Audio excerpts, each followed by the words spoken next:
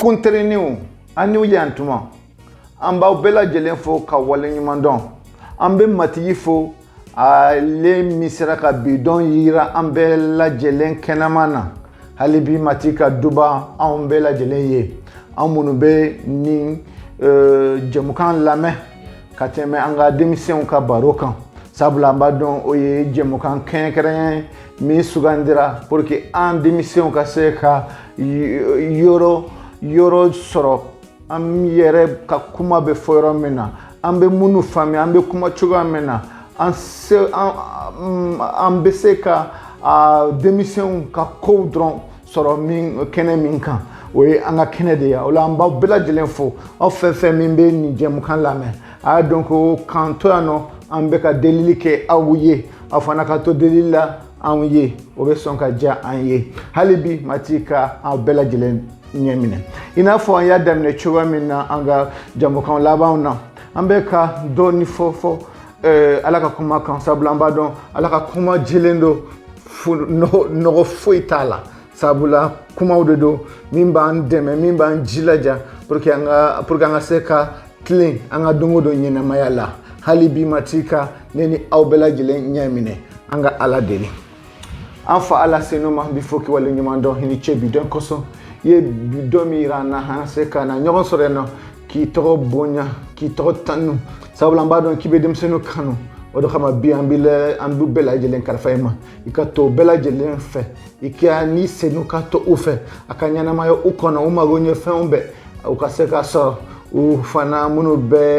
dalen don minnu man kɛnɛ i ka taa bɔ u ye i ka kɛnɛya d'u ma kɛnɛ i ka to an somɔgɔw fɔ tɔntɔn tantiw fɛn fɛn min bɛ ka baara kɛ ni émission ye minnu bɛ k'an dɛmɛ yɔrɔ jan ni yɔrɔ surun i ka to bɛɛ lajɛlen fɛ i k'an bɛɛ lajɛlen dɛmɛ an ka to i taama na don o don an ka ɲɛnamaya la ka i sago kɛ i ni cɛ fɛn bɛɛ kosɔn an bɛ ni jɛmukan daminɛ na laban bɛɛ kalifa i ma i k'a bɛɛ ɲɛ minɛ k'an dɛmɛ i den kisi ma Yesu Krista tɔgɔ la amina a fɔ amina amin. Ok, donc i n'a fɔ i y'a fɔ cogoya min na bi an b'an ka jɛmukan kan denmisɛnw ka baro donc an b'an nisɔndiya ka ɲɔgɔn sɔrɔ ka dɔ de fɔ ɲɔgɔn ye donc yanni an ka janya an ka nin baro in na an bɛ dɔɔni lamɛn sabula hali bi an bɛ ka an ka jaw an ka concert jaw concert min kɛra Banakabu kɔsa in na hakili b'a la yɔrɔ donc an bɛ taa ɲɛ ka ala fo ka wale ɲuman dɔn parce que ala ka ko ka taw ka can an ka ɲɛnamaya mais a ka di ala ye tuma bɛ a kan ye an bɛ ka bato donc yanni o cɛ an bɛna o lamɛn kɔfɛ an bɛ tila ka na ɲɔgɔn sɔrɔ matigi ka duba ye.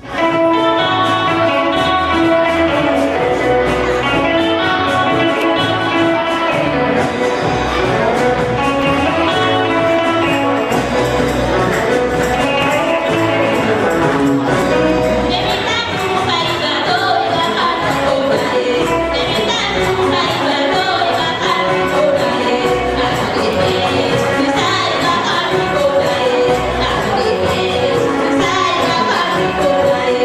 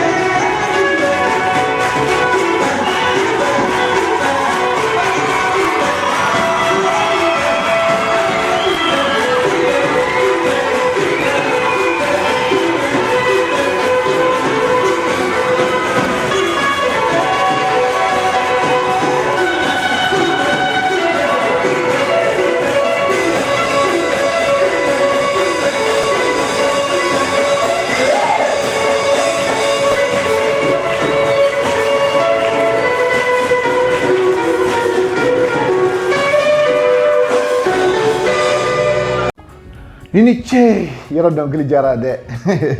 dongli ba fo ka ala denke Yesu Krista aka kani bonya ye aka kani tanuli ye aka kani fembe ye sabula ale de ye andaba ye damba ye ale de anfa ye ale de bandeme anga dongo do nyana mayala donc sisan ambena do anga bi barola